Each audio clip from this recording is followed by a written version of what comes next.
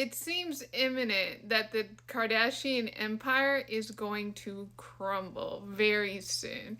I only became interested in their rise to fame after I saw the synergy between people in Britney's conservatorship and how that occurred and the rise of the Kardashians into the public consciousness. The parallel is wild, and Kim, as an adult celebrity, really came into the public consciousness as Paris Hilton's assistant. When you look at Kim's trajectory as a standalone star, there is a lot of symmetry with the people involved with Britney's conservatorship. I always tell people to scroll back in time. This is how you can tell when people started being famous. This is Kim's IMDb page. One of her first credits is for Sunset Tan, which focused on a tanning salon chain.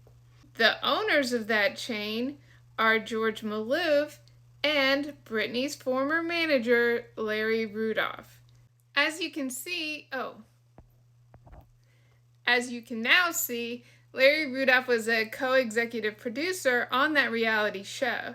What you'll notice when Keeping Up with the Kardashians premiered in 2007, in the fall of when Kim's sex tape appeared, you will see they visited the Palms Casino and Kim did a spread in Playboy.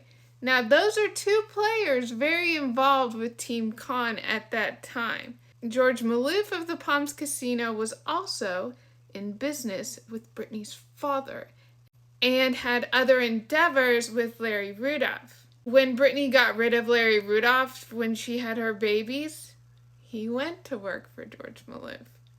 See the synergy there. This is 2008, and doesn't Kim look so happy to be photographed with Perez Hilton? Isn't it hard to imagine a time where Perez was more famous than Kim?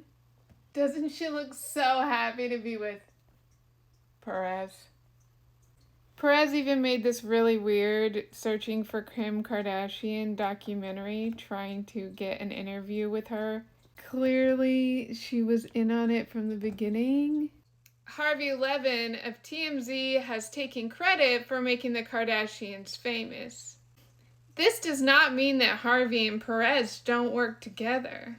Harvey and Perez are still to this day some of the #1 journalists that are smearing Britney.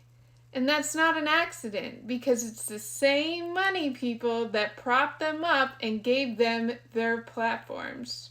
There's a new documentary series coming out on Sunday in the UK. The series goes into the behind the scenes of how the Kardashians rocketed to fame. In the promo, Caitlyn references how Kim strategically used the sex tape to launch her career and that it was planned.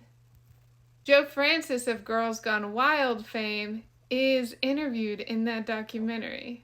He has a very strange history with being very close to the Kardashians at the time they launched their career. This podcast, Infamous, also did a number of episodes on how Kylie manipulated Forbes magazine into saying she was a billionaire. What people have to understand is people basically apply to be on those lists. So there are billionaires that are completely off the public's radar because they want it that way. They don't want to be famous, they want to be rich and powerful. The Kardashians have screwed over so many people, it's beyond the scope of a TikTok to describe it all. I would follow David and you can learn all about how they screwed him over specifically. The Kardashians are involved in so many scandals and for some reason they get swept under the rug. This is a large part of why I'm doing an in-depth investigation into the origin story of the Kardashians on my Substack.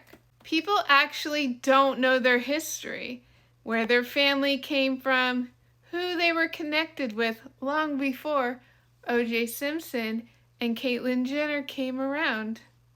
So I hope to reveal more of that in the first part of my series debuting on Sunday.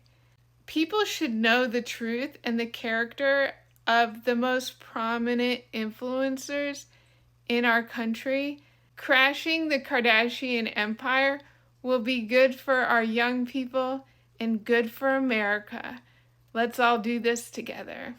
A lot of people mention how the Kardashians work with Britney's former business manager, Lou Taylor, who allegedly stole tons of money from Britney. But you know what? That didn't happen till around 2015. Why did it happen? Because Irving Azoff introduced Lou Taylor to the Kardashians. I made this previous video explaining that relationship.